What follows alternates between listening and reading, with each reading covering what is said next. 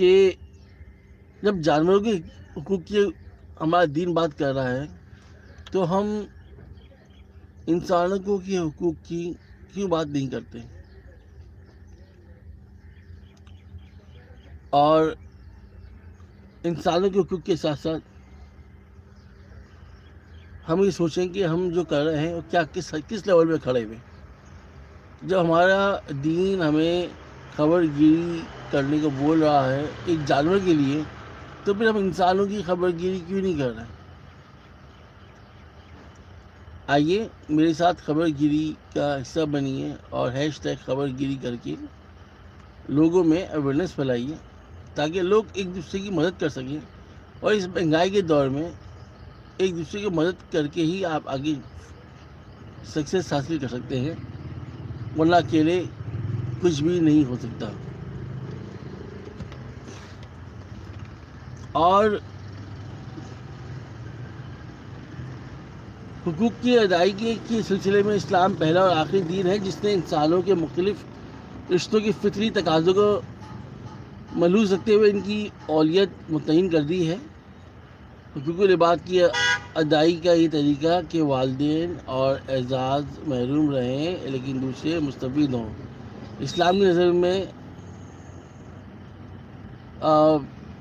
مستحیل نہیں ہے کہ اسلام اس قسم کی غیر انسانی اور غیر فطری سلوکوں کا قائل نہیں ہے. اسلام حقوق کی ادائیگی میں نسبی اور خاندانی قربت کو ترجیح دیتا ہے. تمام بندوں کے حقوق ادا کیے جائیں اور اس ترتیب اور درجہ بندی کے ساتھ جو اسلام نے مقرر کر دی ہے. اگر کوئی شخص والدین کے حقوق ادا نہ کرے، قرابت داروں کے ساتھ احسان نہ کرے، یتیموں، مسکینوں اور پڑوسیوں کا خیال نہ رکھے، مسافروں کی امداد نہ کرے، غلاموں کو آزادی دلانے اور مصیبت زدہ مسلمانوں کو ذلت و رسوائی اور غیرمانہ ماحول سے نکالنے کی کوشش نہ کرے، تو دوسروں پر احسان و کرم کی جتنی بھی بارش کر دے، حقوق العباد کے اسلامی شریعت کے مطابق ادا نہ کرنے کا مجرم ضرور قرار پائے گا. اور اس کی مثال بارش کے اس پانی کی سی ہوگی جو پہاڑ اور بنجر زمین میں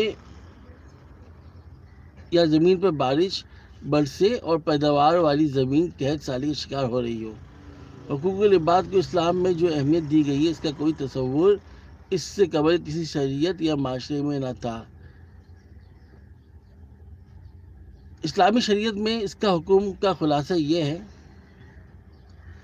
درد دل کے واسطے پیدا کیا انسان کو. درد دل کے واسطے پیدا کیا انسان کو. اگر کوئی محتاج ہو تو اس کی احتیاج اور دور کرنا ہے، اگر کوئی بیمار ہو تو اس کی عیادت کرنا ہے، بیواؤں کی سرپرستی، یتیموں کی پرورش، مجبور و معذور افراد کی دستگیری، غیر پڑھے لکھے لوگوں کے لیے تعلیم کا انتظام، ایسے معاملات اسلامی شریعت میں بہترین عبادت کا درجہ رکھتے ہیں. اسلامی شریعت میں یہ تاکید کی گئی ہے کہ کوئی پڑوسی بھوکا نہ رہے. اگر خود پیٹ بھر کر کھا لیا اور پڑوسی بھوکا رہ گیا تو یہ کھانا ناجائز ہو گیا. انسان کے حقوق ادا کرنا اور ہر لحاظ سے انسانوں کا احترام کرنا اور ان کی عزت قائم کرنا اسلامی تعلیمات کے ذیل میں آتا ہے.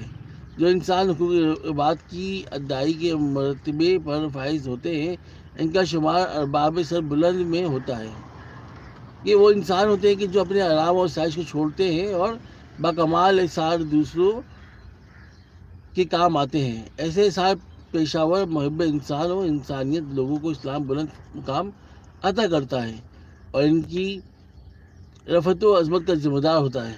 اگر ہم کو اپنے ماحول میں اور اپنے معاشرے میں غربت و جہالت ملتی ہے اور معاشرے میں ہم دیکھتے ہیں کہ ضرورت مند اور یتیم و محتاج موجود ہیں، اگر ہماری نگاہیں اور بد اخلاقیوں کی دیکھ رہی ہے اور اگر ہمارا دل ایک گواہی دیتا ہے معاشرے میں فسق و فجور موجود ہے، اور اگر کوئی معذور بے توجہی کا شکار ہے، تو باور کرنا چاہیے کہ ہم نے اپنے معاشرے اور سوسائٹی کو قالب اسلام میں ڈھالنے میں کوئی کوتاہی کی ہے.